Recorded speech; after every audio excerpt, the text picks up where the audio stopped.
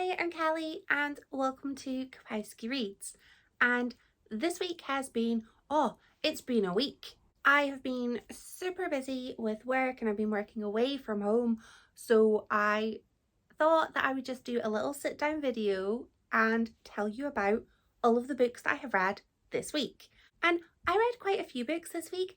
I actually finished 6 books. However, 2 of those books will be featured in my Reading Scottish video, which will be next week. So let's just say I finished 4, and those are the 4 I'm going to be chatting about today. I really wanted to focus on books that were on my February TBR because, well, I hadn't, prior to this week, made that much progress in it. I had only read 1, so I picked up some books and I'm now halfway through my February TBR, which feels like much better progress. However, I'm still not sure if I'm going to finish my TBR, but it's nice to have goals and that's something to worry about later. Not right now. So book 1 was The Wilderness Retreat by Jennifer Moore. And this book was about a single mum who goes off to a wellness retreat in Sweden. Her son has gone off to university and she's just sort of feeling a little bit, like lonely. They've got such a close mother-son bond and she just sort of thought it would be for the best to go off somewhere and just have some me time. While she's there, she starts receiving some quite threatening notes. And it seems like she is not the only person there who is hiding a huge, huge secret. I loved the atmosphere of this book. It was so creepy. The retreat was in the woods, away from the town. They had to go up a special road, which, you know, if a tree fell, they were completely shut off from everybody. Their phones, you know, any form of communication got taken off of them when they arrived. You know, in the spirit of shutting yourself off. But that was like a huge red flag for me. It just gave such a feeling of like isolation and it was quite, you know, haunting. And I loved the atmosphere. I was very, very into it. This is what I wanted. I wanted a creepy woodland kind of setting. There were a lot of characters in this book. So it all takes place, with the exception of a few scenes here and there, flashbacks and such, it all takes place in this wellness retreat. I have to admit that I found it really tough to keep up with all of the characters. A few of the characters had quite similar natures and backstories that I felt myself merging a few characters together here and there. I didn't have any strong feelings either way about any of the characters. They were there and I was there, but I didn't find myself sort of rooting for anybody in particular.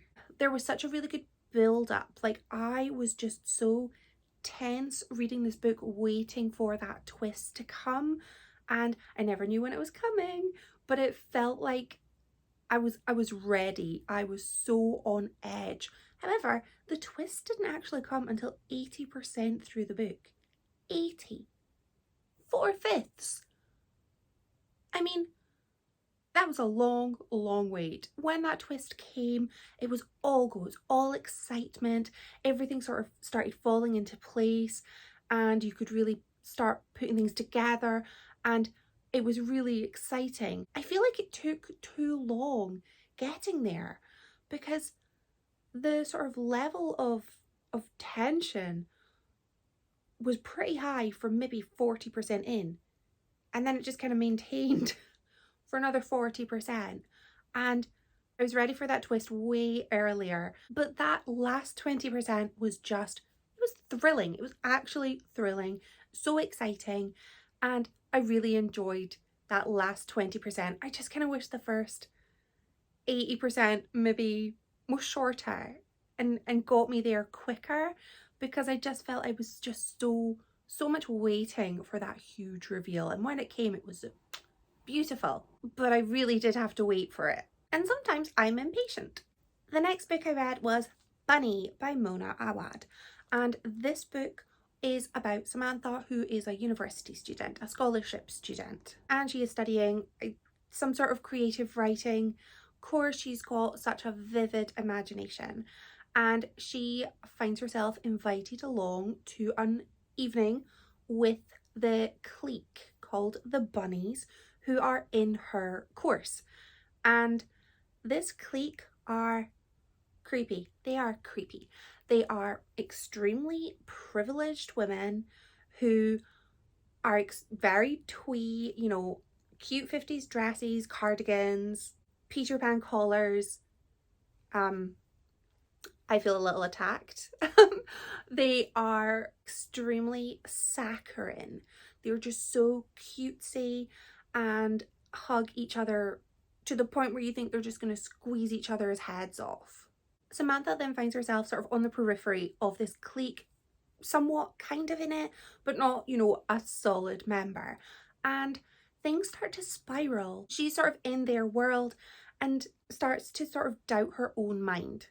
I thought this book was utterly fantastic. Let's take away the moments where the bunnies were described as wearing outfits or garments that I actually own, because that did not make me feel good about myself, because I did not want to be a bunny. But I loved this book. I thought it was magnificent. It was giving me Heathers vibes.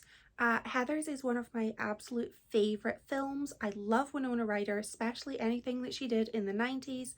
If you have not watched Heathers, I highly recommend you do, because it's great. I love a creepy girl gang. Love, love, love.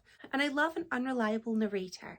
And I feel like I got both of that in this book, because of course the bunnies were terrifying and creepy, but also Samantha had such a vivid imagination that there were moments where I wasn't sure whether things were actually happening or if they were happening in her mind. And I feel like as a reader, that just adds an extra little element, because I start to doubt myself, and I love that. This was such a tense book. I was on the edge of my seat quite often because I just didn't have any sort of idea where the book was going. I knew it was somewhat of a kind of horror, but I didn't know like what route the book was going to take, and I found that just so exciting and unexpected. The events that took place, I could not have guessed what was going to happen. There was just some moments of utter madness, and I wanted that. I really enjoyed it. I loved that every single character was a little bit creepy. So of course the bunnies were creepy. That's a given.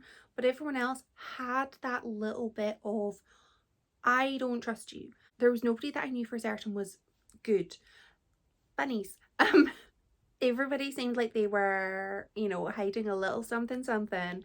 And the book was set in 3 parts. So part 1, we've got Samantha going to meet the bunnies. Part 2, she's kind of in that group and things are escalating quite quickly. And then book 3 is like a grand finale. And I just thought this book was exquisite and so exciting, and I already want to read it again. It was hauntingly beautiful. The setting of Warren, the university, was just so creepy, and again a little bit isolated, because this university, I have no idea if it's real or not. I did not look it up to check. It's set in a city that has got quite a lot of crime going on, so it feels very at odds with its location. So I just thought, utterly fantastic. I love this book. I need to go and rewatch Heathers because I need more of the sort of creepy girl gang moments. I would actually love to find more books that have creepy girl gangs, because that's something I enjoy. Book 3 was Untamed Shore by Silvia Moreno-Garcia. And you might have heard me talk about this author before, and that's because I have. This is my 10th book by this author. Author for me.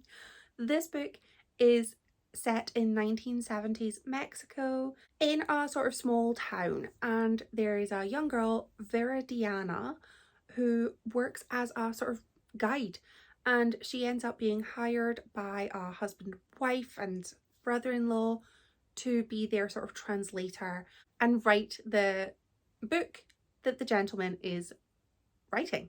Well, he's going to dictate it, she's going to write it. And then something happens. something quite big, and Viridiana ends up being involved in it because she tells a lie, covers up, and just finds herself in a really just her horrible circumstances that are just, they've escalated and everything's a little bit out of control. Of course, I've read 10 books by this author. Clearly I love her writing, so it goes without saying that the writing in this book was magnificent, because it was. I loved the way that this book was about a character who's sort of wanting excitement. She's wanting some excitement in her life, and definitely bit off more than she could chew with the situation she ended up in. I really enjoyed the sort of coming of age element of this book. She was only 18, and the people that she was spending time with were at least 10 years older than her. So there's quite a huge gap there in like just life experiences. And you could see that Viridiana was extremely naive and too trusting, but you could also see how quickly she learned from mistakes that she had made. This book gave me so much excitement, so I was waiting, because in the synopsis of the book you just know that Viridiana tells a lie to cover up for some friends, but you don't know what happened, you don't know who was involved. So it was really exciting sort of waiting, because you knew obviously in a book something's going to happen, but in this book I knew something was going to happen, and a lie, a cover up, but I didn't know of what. So it was really exciting trying to sort of work out as I'm reading what's going to happen, who's in trouble. And it was just, I had so many theories of what was going to happen, and I really enjoyed the event, the twist, but more than that, I enjoyed the reveals that came after it, because there were so many sort of elements of, you know, do you ever really know somebody? And people were hiding so much. People were hiding a lot of things, and everything was coming out of the woodworks, and it just got so exciting. There was a teeny bit of romance in this book, but it wasn't about the romance. It was about the coming of age of Viridiana, learning more about herself and the repercussions of some actions. This book was a noir book. It was very much in the same sort of vein as Velvet Was the Night, and I really enjoyed that, because I was so excited to read this book that I didn't want to read too much about what it was about in case I accidentally got any spoilers. So a lot of the books that I read for this video, I went in knowing the vaguest of plot, vaguest synopsis. I didn't want to spoil them for myself. So I wasn't super sure if this book was going to include any sort of mythology or like folklore, or even some sort of mystical elements like in a lot of the author's previous works, and it didn't. It was noir, it was glorious, but there wasn't any sort of mystical elements. So I really liked that. I wasn't sure. There were, of course, lots of moments of Viridiana talking about her culture, which is something I really love from this author. The way that her books feel like they are just filled with, you know, Mexico, elements of Mexico, and I feel like I'm learning so much about a different part of the world through books, which is wonderful. I thought this book was absolutely thrilling. I just didn't know what was going to happen and which way the book was going to go. And I just loved Viridiana. I wanted good things for her. I wanted her to just spread her wings and fly, because she was not a happy person. And I thought this book was so creepy as well. That my theme for this week was creepy books. Because there were lots of moments where there were references to sharks, which were sort of hunted in the village town where this book took place. And there were lots of likenings from between sharks and the characters. So I thought that was really clever, and it was just layers upon layers, and it was spectacular. And then I was feeling a little bit like, well, I've read a lot of creepy books, so I needed something that was going to be a little bit light, maybe a little bit silly, and I picked up The Dinner List by Rebecca Serle. And I had said that I had purposely avoided reading the synopses for the book so that I wouldn't spoil them for myself. And I incorrectly assumed that this book, with its lovely, delightfully joyful cover, was going to be a happy, fun, joyful book. I sobbed hysterically for the last 70 pages of this book. Not happy tears. This book is about Sabrina, who is turning 30, and she is having her dream dinner party. And her dream dinner party includes her best friend, it includes her professor from university or college, it includes the love of her life, but it also includes her late father and Audrey Hepburn. So I think I'd gone into this book thinking it was going to be quite light and fun because it was, you know, a dinner party with people who are no longer with us. And that sort of seemed like quite a, you know, happy, maybe happy book. I don't know. But this book was a little bit more heartbreaking than expected. I, first of all, enjoyed this book a great deal. It's been a good week. And this book alternated chapters between the actual dinner party and then a flashback to sort of show the feelings behind what had been discussed. And I thought it was such a clever book. Her father had left when she was just a teeny little small human, so she didn't really have any relationship with him, and then he died, so was no longer there to have a relationship with. So I really enjoyed sort of reading about their almost like not coming to terms with what happened, but like sort of accepting that what had happened, and that, you know, well, it's too late now, but, you know, something could be gained from it. And it was almost like a book about just like not having any regrets and accepting what has happened and seeing if you can make the best of what you have. I did not expect this book to be so emotional, but it really was. The sort of angle between Sabrina and the love of her life, Tobias, just wrecked my heart. It just broke me. I did not expect it, and I did not have enough tissues. I had to use a sleeve. I was sobbing, like open mouth sobbing. It was horrendous. But it was such a very powerful 70 pages of the book. Yes, there were moments of lightness, there were moments of silliness, but I really enjoyed it, and I thought it just was so filled with heart, and it kind of filled me with a little bit of hope, because I felt like Sabrina had sort of been carrying all of these regrets and all of these what ifs, and kind of had to accept that there's nothing that she could do to change the past. She could only move forward. And I thought that that was a really sort of quite nice message. But I would have appreciated knowing I was going to howl with sadness. I don't like howling with sadness. I like crying with happiness, not crying with sadness. And my eyes are watering now. So let's stop talking about the sad book.